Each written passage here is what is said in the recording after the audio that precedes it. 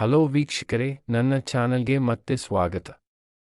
ಇಂದು ನಾನು ನಿಮಗೆ ಮಿಶ್ರ ತರಕಾರಿ ಹುಳಿ ಹೇಗೆ ತಯಾರಿಸುವುದು ಎಂಬುದನ್ನು ತೋರಿಸಲಿದ್ದೇನೆ. ಬೇಕಾಗಿರುವ ಪದಾರ್ಥಗಳು: ಕ್ಯಾರೆಟ್, ನವಿಲುಕೋಸು, ಹುರುಳಿಕಾಯಿ, ಈರುಳ್ಳಿ, ತೊಗರಿಬೇಳೆ, ತೆಂಗಿನಕಾಯಿ ತುರಿ ಮತ್ತು ಹುಳಿ ಪುಡಿ. ತೊಗರಿಬೇಳೆಯನ್ನು ಕುಕ್ಕರ್ಗೆ ಸೇರಿಸಿ. ನಂತರ ಅರಿಶಿನ ಸೇರಿಸಿ. ಎಣ್ಣೆ ಸೇರಿಸಿ.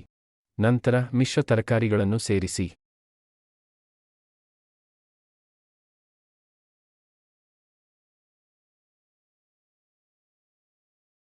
ನಂತರ ಮುಳುಗುವಷ್ಟು ನೀರು ಹಾಕಿ.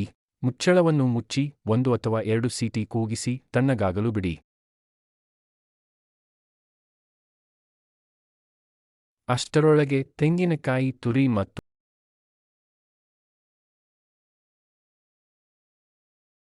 3 ಚಮಚ ಹುಳಿ ಪುಡಿ ಸೇರಿಸಿ ಪೇಸ್ಟ್ ತಯಾರಿಸಿ.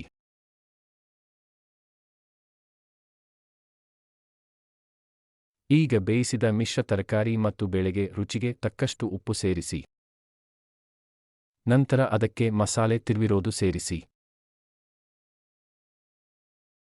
ನಂತರ ಹುಣಸೆ ರಸ ಸೇರಿಸಿ.